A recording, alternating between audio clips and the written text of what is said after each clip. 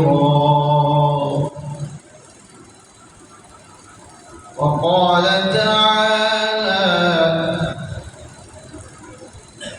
لقد خلقنا الإنسان في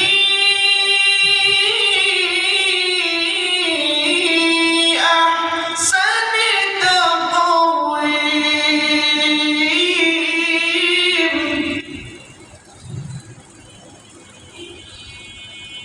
وقال النبي صلى الله عليه وسلم بعثت لأتمم مكارم الأخلاق.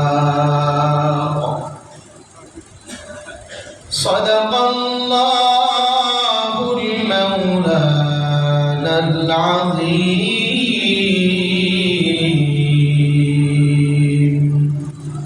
وصدق رسوله النبي الكريم ونحن على ذلك من الشاهدين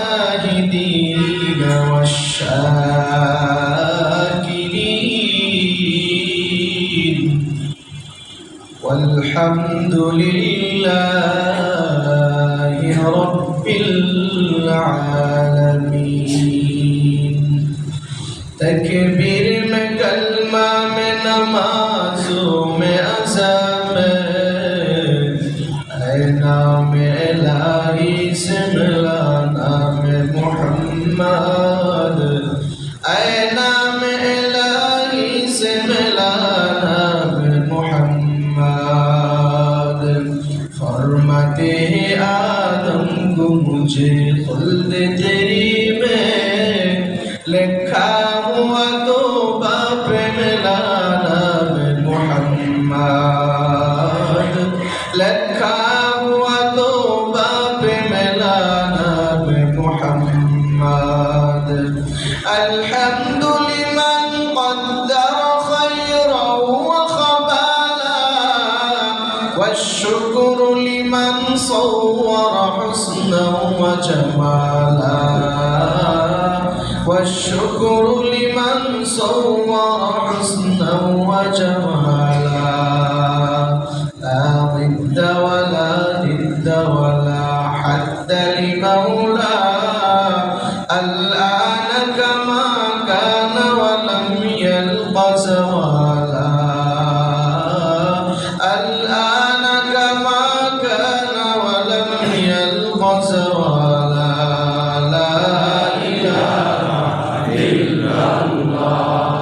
لا إله إلا الله. لا إله إلا الله. لا إله إلا الله. لا إله إلا الله. لا إله إلا الله. لا إله إلا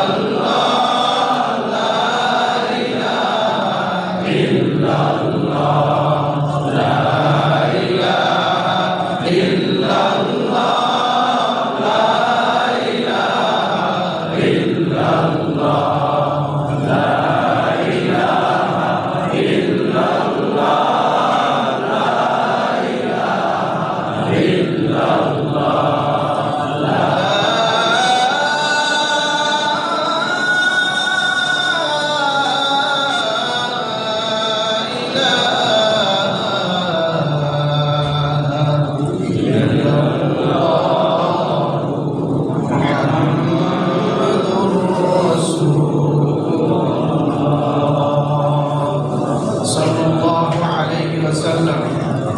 আলহামদুলিল্লাহ আল্লাহ পাকের দরবারে শুকরিয়া আদায় করি যে আল্লাহ তাআলা আমাদেরকে মায়া করে মহব্বত করে ভালোবেসে দুনিয়াবি ফিতনা ফাসাদ থেকে ফারেক করে গুনাহের পরিবেশ থেকে বিরত রেখে মহান রবের দরবারে তার মহান হুকুম ইবাদতের উদ্দেশ্যে জুমার নামাজ আদায় করার জন্য মসজিদে আমরা উপস্থিত হতে পেরেছি।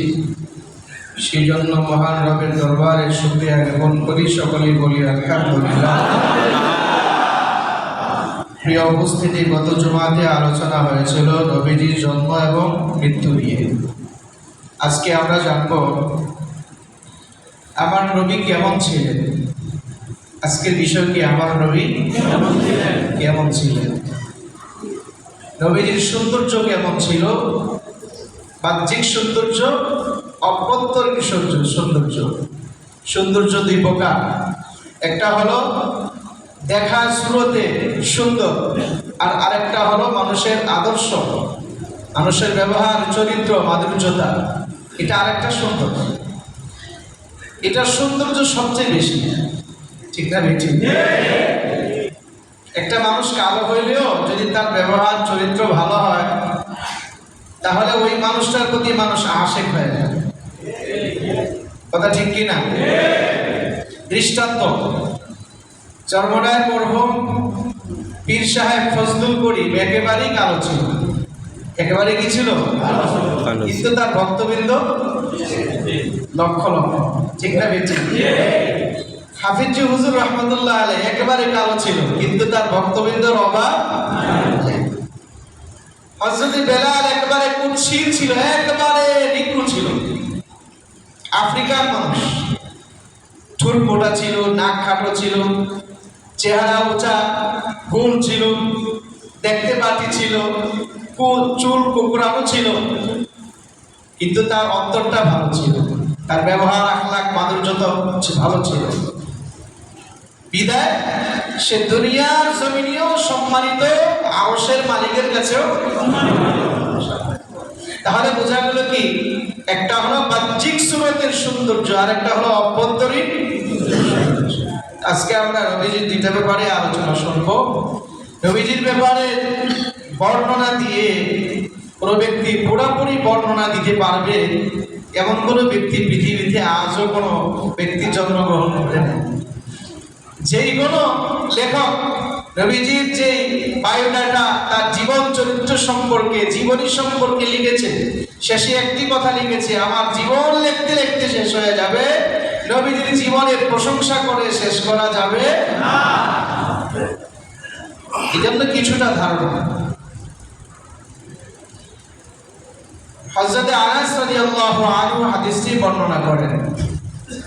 عن أنس بن مالك رضي الله عنه قال سمعت رسول الله صلى الله عليه وسلم كان رسول الله صلى الله عليه وسلم ليس بالطويل البائن ولا بالقصير ولا بالأبيض الأمحق ولا بالآدم।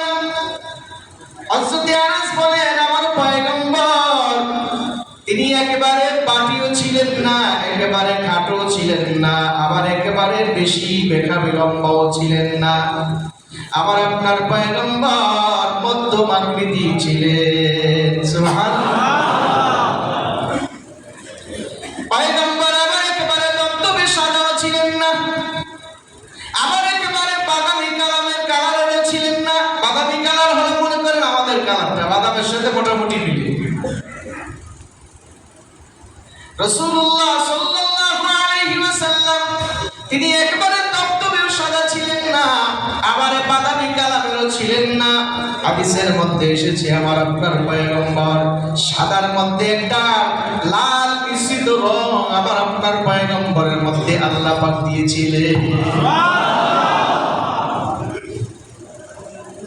ওয়ালা বিল জাদিল মাতাদি ওয়ালা বিস সাবতি, পয়গম্বরের চুলগুলো একেবারে লম্বা সোজাও ছিলেন না, আবার পয়গম্বরের চুলগুলো একেবারে কোকড়ানো ছিল না, দুটার মাঝখানে ছিল কিছুটা ঢেউ আকারে। সুবহানাল্লাহ। পয়গম্বর তিনি আল্লাহর পয়গম্বর বলেন, ফাতুওয়াফা বা'দাহুল্লাহু তাআলা আলা রাসি 40 সানা। পয়গম্বরকে আল্লাহ পাক নবুয়তি দান করেছে 40 বছর বয়সে। এরপরে পয়গম্বর ফাকামা বিমক্কা 10 সিনিন وبالمدينة 10 سنين حضرت আনাস বলেন পয়গম্বর নবুয়ত প্রাপ্তির পর 10 বছরের বেশি ছিলেন মক্কায় আর মদিনাতে ছিলেন 10 বছর আবার আপনার পয়গম্বর তিনি এরপরে তার ব্যাপারে বলেন পয়গম্বর যখন ইন্তিকাল করেন ইন্তিকালের সময় আতওয়াফাহুল্লাহু তাআলা আলা রাসি 60 সানা পয়গম্বর 60 বছরের বেশি হায়াত পেয়েছিলেন ওয়ালাইসা ফি রাসি ওয়া লিহইয়াতিহি 20 শারাতান বাইদা আবার আপনার পয়গম্বরের চুল এবং দাড়ি মোবারক মিলিয়া 20টার বেশি চুল দাড়ি পাকে না বয়স পেয়েছিল কত 63 বছর 63 বছরের মধ্যে চুল দাড়ি 20টাও পাকে নাই সুবহানাল্লাহ তাহলে দেখতে পুরা জুয়ান ছিলেন ঠিক না বেটি অন্য হাদিসের মধ্যে বারা ইবনে আযিব বর্ণনা করেন কানা রাবাত রাসূলুল্লাহ সাল্লাল্লাহু আলাইহি ওয়াসাল্লাম রাসূলুল্লাহ সাল্লাল্লাহু আলাইহি ওয়াসাল্লাম তিনি ছিলেন মধ্যমাকৃতির অর্থাৎ সমাজের মানুষ স্বাভাবিক দৃষ্টিতে যে লম্বা হয় বর্তমান সময় ধরেন 5 ফুট 5 ইঞ্চি এটা স্বাভাবিক ঠিক না বেটি স্বাভাবিক দৃষ্টিতে কোন হারে দেখবেন 5 ফুট 4 5 6 এর ভিতরে মানুষ হয় আর যেগুলা হয় কম এর চেয়ে বেশি এগুলো খুব কম আবার আপনার পয়গম্বর সমাজের মানুষ যে হারে উঁচা লম্বা ছিলেন ওইরকমই ছিলেন হাসানুল জিসমি পয়গম্বরের দেহটা খুব আকর্ষণীয় ছিল সুবহানাল্লাহ সুবহানাল্লাহ ওয়াকানা শা'রুহু পয়গম্বরের ব্যাপারে বলেন তার চুল ছিল আবার কুকরানো ছিল না আবার একবারে লম্বাও ছিলেন না এরপরে পয়গম্বর তিনি যখন রাস্তা দিয়ে হাঁটতেন তখন এমন ভাবে হাঁটতেন মনে হয় যেন উপর থেকে নিচে অবতরণ করছে পয়গম্বর এইভাবে হাঁটতো পয়গম্বরের হাঁটার মধ্যে একটা আকর্ষণীয় ছিল হাঁটলে মনে হতো যেন একজন বীর পুরুষ শক্তিশালী ব্যক্তি হাঁটতেছে ধাক্কা দিয়ে ফেলানো যাবে না আমার আপনার পয়গম্বরের ব্যাপারে হযরতে বারা ইবনে আযিব আরেকটি হাদিস বর্ণনা করেন পয়গম্বর সাল্লাল্লাহু আলাইহি ওয়াসাল্লাম বলেন রাজুলান মারবুআন লাইসা বিল জাদি ওয়ালা বিসরদি আল্লাহর পয়গম্বর বলেন পয়গম্বর এমন অবস্থায় ছিলেন তিনি একবারে লম্বাও ছিলেন না খাটোও ছিলেন না চুলগুলো কোকড়াও ছিল না লম্বাও ছিল না পয়গম্বরের কাঁধ থেকে নিয়ে কাঁধ পর্যন্ত একটা উঁচা ছিল প্রশস্ত ছিল এই কাঁধ থেকে ওই কাঁধ পর্যন্ত প্রশস্ত ছিল পয়গম্বর তিনি লাল জুরা পরিহিত কাপড় অবস্থায় ছিলেন তার ব্যাপারে পয়গম্বরের ব্যাপারে বলেন তাকে দেখতে এত সুদর্শন মনে হলো যে আমার জীবনে আমি কখনো এত সুদর্শন ব্যক্তি দেখি নাই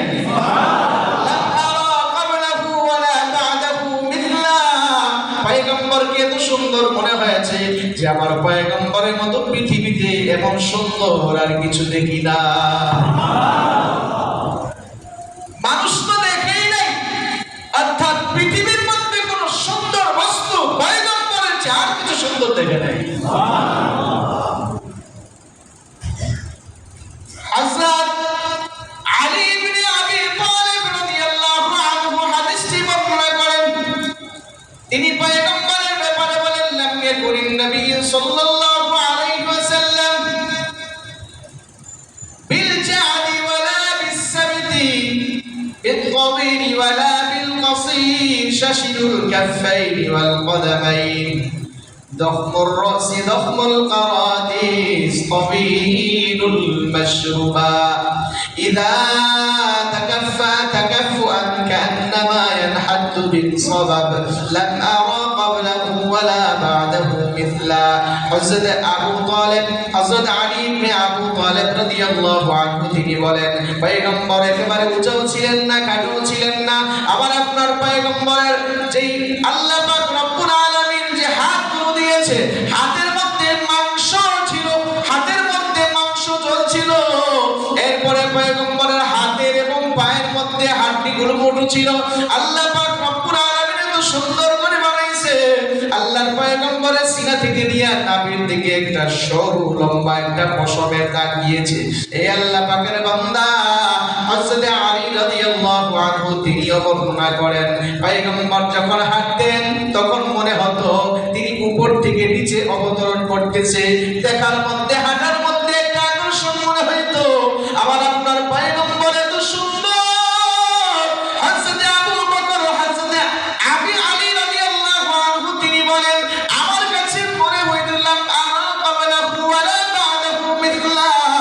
আমি এমন মানুষ জীবনে আগেও দেখি নাই, পরেও দেখি নাই।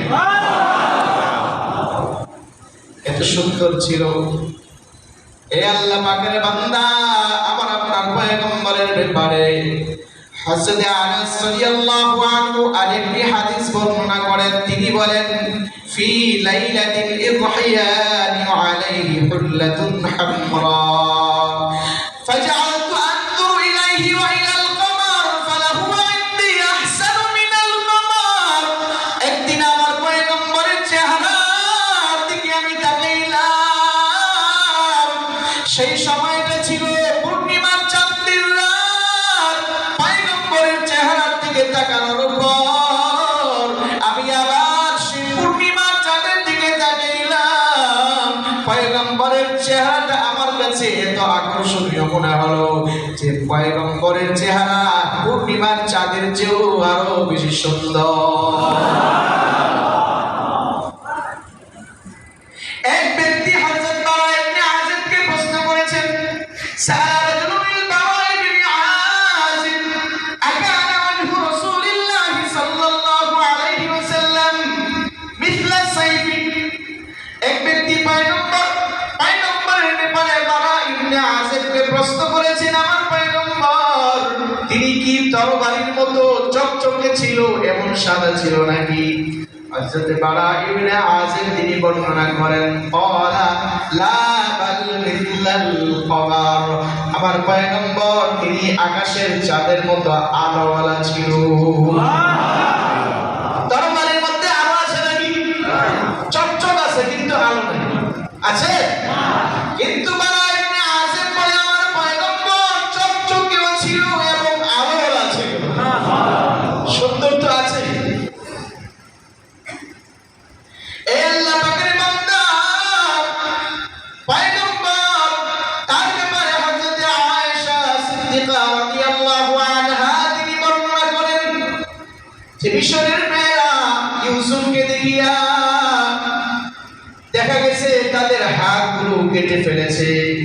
কিন্তু মিশরের যুবতী মেয়েরা যদি আমার পয়গম্বরকে দেখতো তাহলে হাত না তারা কলিজা কেটে ফেলতো। আল্লাহর পয়গম্বর হযরত ইউসুফ আলাইহিস সালাম ছিলেন সাদা সুন্দর, আমার আপনার পয়গম্বর ছিলেন সাদার মধ্যে গোলাপি। ইউসুফ আলাইহিস সালামকে আল্লাহ পাক দুনিয়ার অর্ধেক সুন্দর দিয়ে বানিয়েছে, আর তার চেয়েও বহুগুণে বেশি সুন্দর ছিল আমার আপনার পয়গম্বর। এই আল্লাহ পাকের বান্দা পয়গম্বরের সৌন্দর্যের বর্ণনা করে শেষ করা যাবে না। আরেক সাহাবী বর্ণনা করেন, দলিআল ফামি আশকাল আইনি। পয়গম্বর বলেন, পয়গম্বরের ব্যাপারে বলেন যে পয়গম্বরের চেহারাটা ছিল একেবারে গোল, বড় আকারের ছিল। পয়গম্বরের চোখের মধ্যে লাল রেখা ছিল, টানা টানা চোখ ছিল। এরপরে পয়গম্বরকে দেখতে আকর্ষণীয় মনে হতো। পয়গম্বরকে দেখলেই মনে হতো যে এটা দুনিয়ার কোনো সাধারণ মানুষ নয়, নিঃসন্দেহে আল্লাহ পাক রব্বুল আলামিন বিশেষভাবে তাকে বানিয়েছে। এই আল্লাহ পাকের বান্দার জন্য দুনিয়ার সবচেয়ে বেশি সুন্দর করে আল্লাহ মানুষ বানাইছে। ঠিক না বেঠিক? সূরা ৩ এর মধ্যে আল্লাহ কসম করে বলেছেন,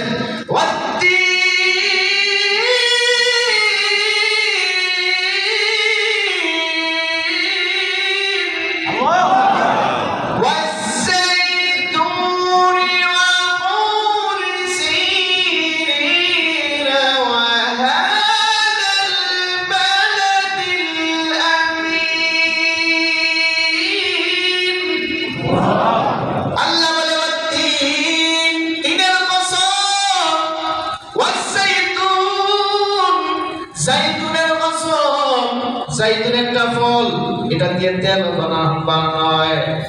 জাইতুনের কসম, দিনের কসম, পতুরি সিনিন, তুর পাহাড়ের কসম। মুসা আলাইহিস সালাতু ওয়াস সালাম যেই পাহাড়ের মধ্যে উঠেছিল আল্লাহকে দেখার জন্য, আল্লাহ পাক রব্বুল আলামিন তার ৭০,০০০ নূরের পর্দা থেকে একটা নূরের যে ঝলক যখন ছেড়ে দিয়েছে, ওই ঝলকের কারণে সমস্ত পাহাড়টা পুড়িয়া সোনা হয়ে গেছে। ওই পাহাড়টার নাম হলো তুর পাহাড়। এই আল্লাহ পাকের বান্দা ওই পাহাড়ের কসম করেছেন, ওয়াহাদাল বালাদিল আমিন। আল্লাহ পাক রব্বুল আলামিন মক্কা শহরের কসম খেয়েছে, কারণ মক্কা শহরটা বড় দামি। মক্কা শহরের মধ্যে অনেক নবী রাসূল এসেছে। মক্কা শহরের মধ্যে বাইতুল্লাহর ঘর আছে। মক্কা শহরের মধ্যে সর্বপ্রথম আল্লাহ পাক কোরআন নাযিল করেছে। এইজন্য মক্কা শহরের দাম আছে না না? এক রাকাত নামাজ পড়লে ১,০০,০০০ রাকাত নামাজ পড়ার সওয়াব হয়, ঠিক না বেঠিক? আল্লাহ পাক চারটা দামি বস্তুর কসম খাইয়া বলতেছে, লাকাদ খালাকনাল ইনসানা ফি আহসানি তাকওয়িম।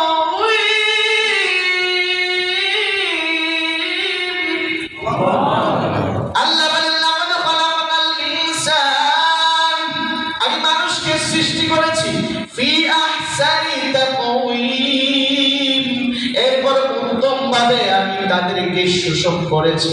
এই আল্লাহ পাকের বান্দা, দুনিয়ার সবচেয়ে সৌন্দর্য মানুষের, দুনিয়ার সবচেয়ে মাখলুকের মধ্যে সবচেয়ে সুন্দর হলো মানুষ, ঠিক না বেঠিক?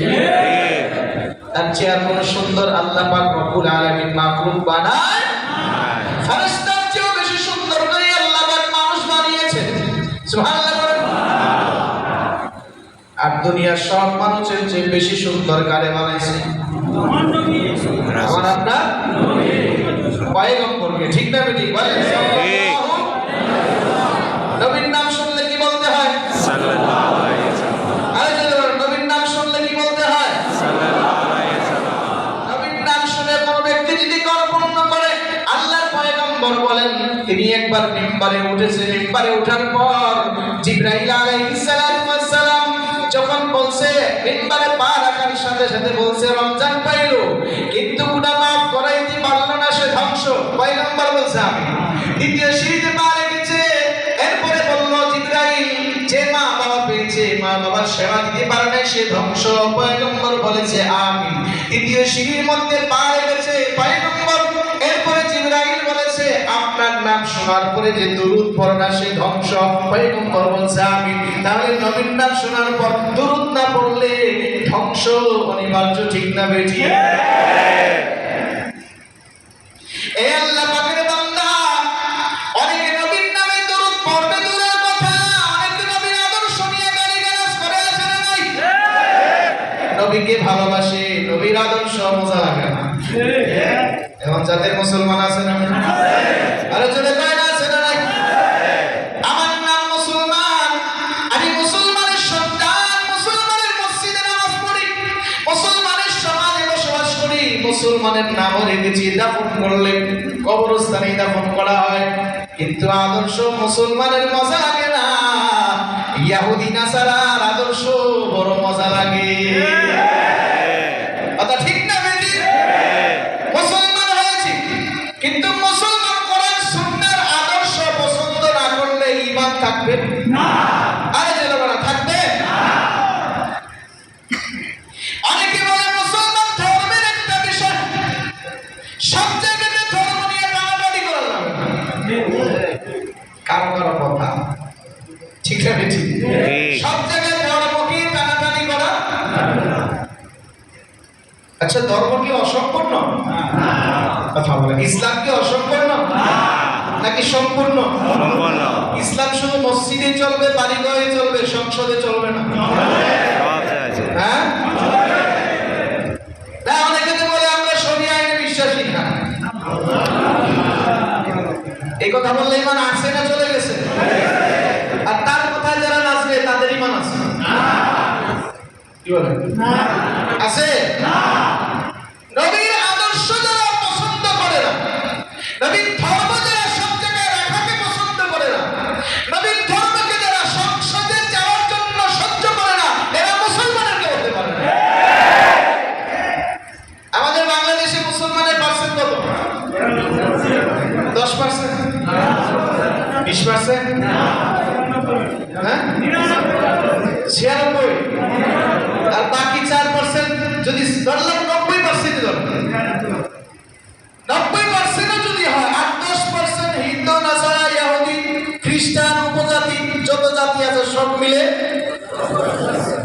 10%, ঠিক না বেঠিক?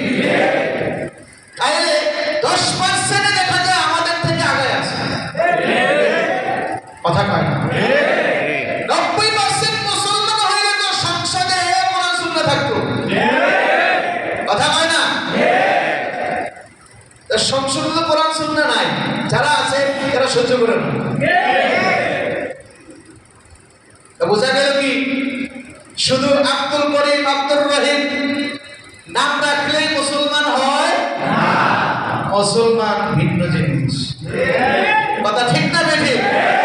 যার ভিতরে নবীর আদর্শ নাই, নবীর মহব্বত নাই, নবীর ভালোবাসা নাই, এ মুসলমান হতে পারে না। লা ইউমিনু আহাদুকুম হাত্তা আকুনা আহাব্বা ইলাইহি মিন ওয়ালিদিহি ওয়া ওয়ালাদিহি ওয়ান নাসি আজমাইন। পয়গম্বর বলেন সে ততক্ষণ পর্যন্ত কামিল পরিপূর্ণ মুমিন হইতে পারবে না যে যতক্ষণ না পর্যন্ত তার বাবা থেকে, তার মা থেকে, তার সন্তান থেকে আমাকে বেশি মহব্বত ভালো না বাসবে, সে পরিপূর্ণ মুমিন হইতে পারবে না। তো নবীর চেয়ে বেশি নেতাকে ভালোবাসে, আছে না? আরে জোরে করেন, আছে? ইমাম সাহেব বয়ান করে নেতার বিরুদ্ধে কিছু কথা লাগছে আর কি, এই জন্য বলে হুজুর আর রাখা যাবে না, চেঞ্জ, ঠিক না? বোঝা গেলে তো নবীর চেয়ে মহব্বত ভালোবাসা কার বেশি? ইমান থাকবে না চলে যাবে, আরে যেমন থাকবে না চলে যাবে। এই জন্য 90% মুসলমানের দাবি হবে আমাদের দেশে 90% মুসলমান সবাই নামাজি, সবাই আল্লাহওয়ালা, সবাই ধর্মপ্রাণ। আমরা চাই সংসদে ইসলামী শাসন বাস্তবায়ন হোক, আর না হয় ইউনূসের মতো যারা আসবে সরকারেরা, দেখা যাবে কি স্কুলের মধ্যে 6000 শিক্ষক নিয়োগ দিবে কাজ শিখাইবার জন্য। এটা আপডেট কথা, গত কয়েকদিনের আগে 6000 বাংলাদেশে স্কুল কলেজের মধ্যে 6000 শিক্ষক নিয়োগ দিয়েছে যারা গান শিখাবে। নাউজুবিল্লাহ, আস্তাগফিরুল্লাহ।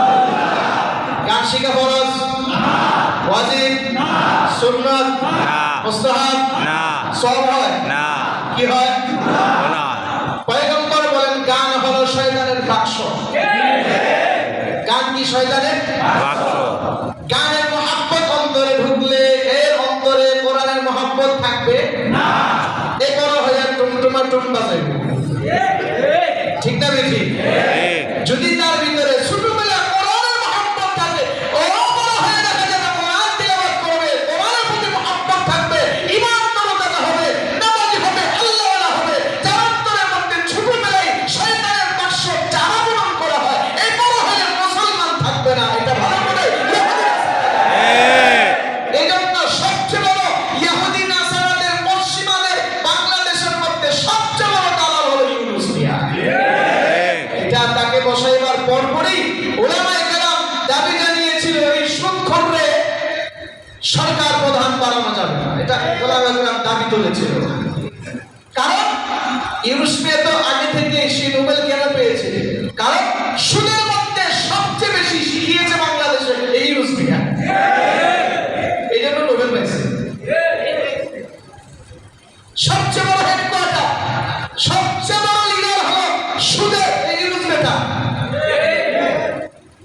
এই বেচারা দিয়ে ভালো কাজ হবে এটা আশা করা কথা কয় না। তারা ক্ষমতায় আসার পরপরই, দায়িত্ব নেওয়ার পরপরই যে সমস্ত ঘোষণা দিয়েছে যে বাংলাদেশের সিঙ্গাপুর বানাবো, আমেরিকা বানাবো, জান্নাত বানাবো, তো এখন বাংলাদেশ জাহান্নামে পরিণত হয়েছে। তাদের ওয়াদা আজ পর্যন্ত কোনো বাস্তবায়ন হয় নাই।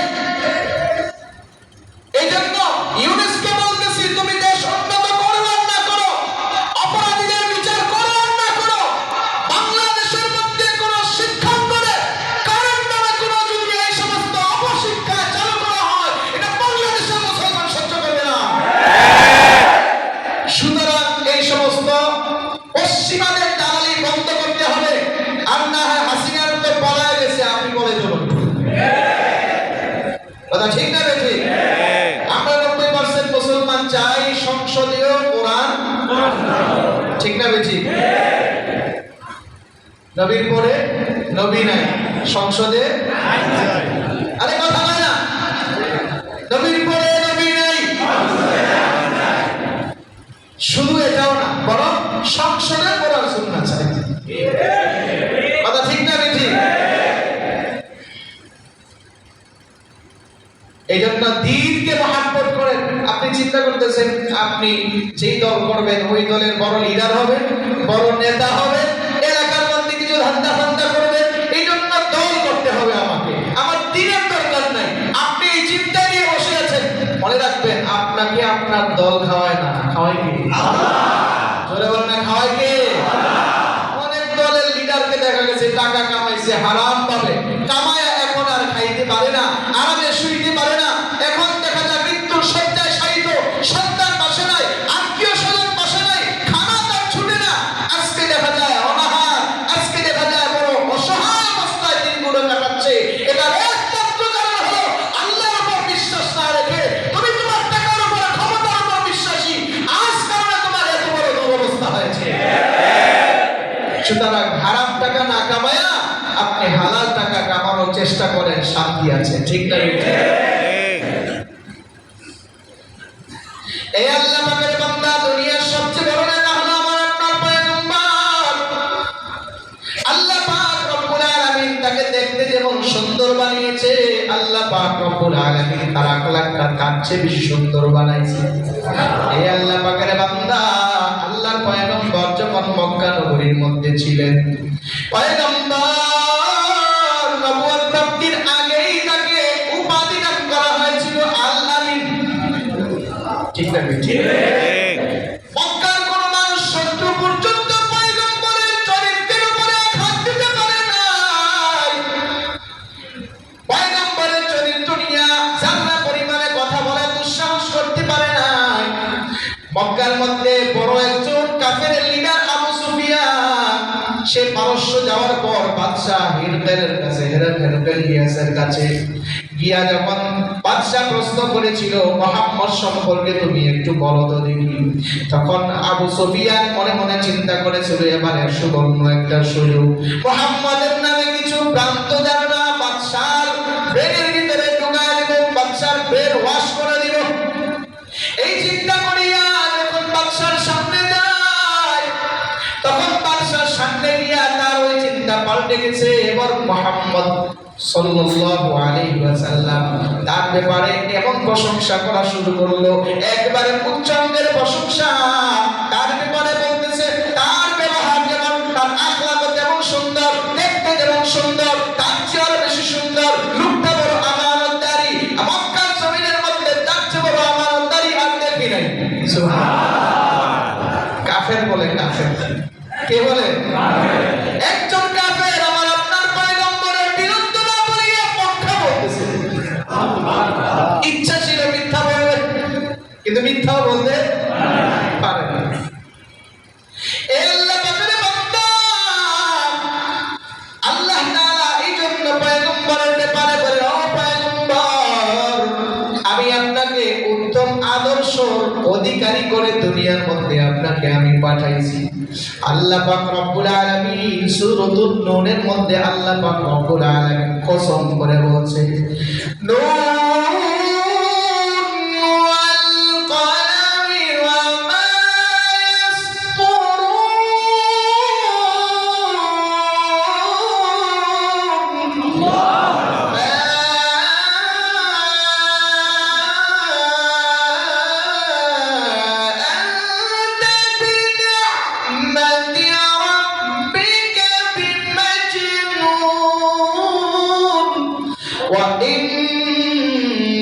وإنك لعلى خلق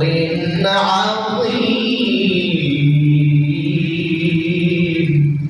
আল্লাহ পাক রব্বুল আলামিন বলেন, পয়গম্বর, আপনাকে আমি আখলাকের, মাধুর্যতার, ব্যবহারের, চরিত্রের শ্রেষ্ঠ অধিকারী করে তোমাকে আমি দুনিয়াতে পাঠিয়েছি। পয়গম্বরের আখলাক তিন প্রকার হয়।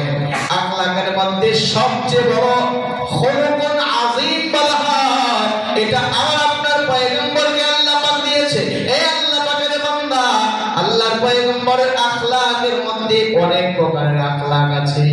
আল্লাহ পাক রব্বুল আলামিন যখন কোরআনে কারীমের মধ্যে জানায়া দিয়েছে, পয়গম্বর আবার হাদিসের মধ্যে শিক্ষা দিয়েছে, বুইতু লিউতাম্মিমা মাকারিমাল আখলাক, আমি আল্লাহ পাকের পক্ষ থেকে প্রেরিত তোমাদের দরবারে হয়েছি, তোমাদের জন্য আখলাকের শিক্ষক হয়ে এসেছি, আমি তোমাদেরকে আখলাক শিখাইবার জন্য এসেছি। আল্লাহু আকবার, আল্লাহু আকবার।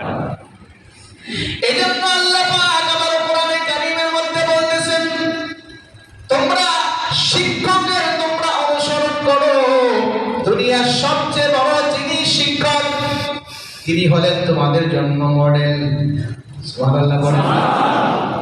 আল্লাহ পাক আমার আপনার পয়গম্বরকে মডেল বানাইছে, আমাদের পয়গম্বরকে মডেল। দুনিয়ার ভিতরে পয়গম্বরকে ছাড়া আর কেউ হতে পারে না। অনুসরণযোগ্য একমাত্র পয়গম্বরকে আল্লাহ পাক রব্বুল আলামিন সূরাতুল আহজাবের মধ্যে বর্ণনা করেন, লাকাদ কানা লাকুম ফি রাসূলিল্লাহি উসওয়াতুন হাসানাতুন লিমান কানা ইয়ারজুল্লাহ,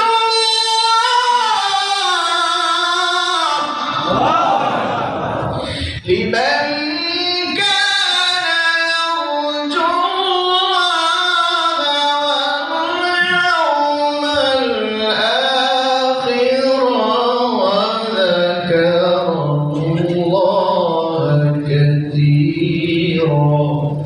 আল্লাহ পাক রব্বুল আলামিন বলেন, আমি আমার পয়গম্বরকে তোমাদের জন্য উত্তম আদর্শের অধিকারী করে তোমাদের জন্য বানাইছি। তোমাদের কাছে আমার পয়গম্বরকে আমি তোমাদের জন্য তোমাদের কাছে মডেল করে বানাইছি। যারা আখিরাতে আল্লাহর কাছে এবং আখিরাতকে বিশ্বাস করে, আখিরাতে ফিরে যাওয়ার জন্য চিন্তা করে, আল্লাহ পাককে বিশ্বাস করে এবং অধিক হারে আল্লাহ পাককে স্মরণ করে, আল্লাহ পাক রব্বুল আলামিন আমার আপনার পয়গম্বরকে উত্তম আদর্শ দিয়া আমার আপনার পয়গম্বরকে আমাদের দরবারে পাঠাইছে। এই আল্লাহ পাকের বান্দা পয়গম্বরকে আখলাকের উস্তাদ বানাইয়া, পয়গম্বরকে আখলাকের শ্রেষ্ঠত্বের অধিকারী বানাইয়া আল্লাহ পাক রব্বুল আলামিন পয়গম্বরকে পাঠাইছে। পয়গম্বরের চেয়ে বড় আখলাক আর হইতে পারে না। পয়গম্বরকে ব্যতীত আর কাউকে অনুসরণ করা চলবে না। এই আল্লাহ পাকের বান্দা পয়গম্বরের আখলাকের মধ্যে অনেক প্রকারের আখলাক আছে। এক নাম্বার আখলাক হলো কথার আখলাক। কথারও একটা আখলাক আছে, কথারও একটা ব্যবহার আছে। কথারও একটা সৌন্দর্য আছে। আল্লাহর পয়গম্বর দেখা যায় অনেকের কথা শুনলে রাগ ওঠে, আবার অনেকের কথা শুনলে হাসি হয়, অনেকের কথা শুনলে শুনতেই মনে চায়। আছে না নাই? পয়গম্বর যখন কথা বলতেন এবং সুন্দর করে কথা বলতেন, সর্বপ্রথম তিনি হাসি দিয়া কথা বলতেন। তিনি গম্ভীর্য ভাবে কথা বলতেন না, তিনি হাসি দিয়ে দিয়ে কথা বলতেন। কারো চেহারার দিকে তাকাইলে তিনি চেহারা বরাবর হইয়া কথা বলতেন। চোখ রাঙাইয়া কথা বলতেন না। পয়গম্বর চোখে পাকা করে কথা বলতেন না। পয়গম্বর ভুরু কুঁচকিয়ে কথা বলতেন না। আল্লাহর পয়গম্বর যখন কথা বলতেন, কথার মধ্যে এমন একটা মাধুর্য ছিল, যে কোনো ব্যক্তি পয়গম্বরের কথা শুনত, পয়গম্বরের প্রতি আকৃষ্ট হয়ে যেত, মনোযোগ সহকারে পয়গম্বরের কথাগুলো শুনতেন। যে কেউ শুনত, শোনার পরে পয়গম্বর যে কথা বলেছে সবগুলো শ্রবণ করার পর আবার হুবহু বলতে পারত শ্রোতারা। আবার কেউ কেউ বলতে মুহাম্মদ জাদুকর, কথার আকর্ষণের কারণে বলতো জাদুকর, এর কথার মধ্যেও জাদু আছে।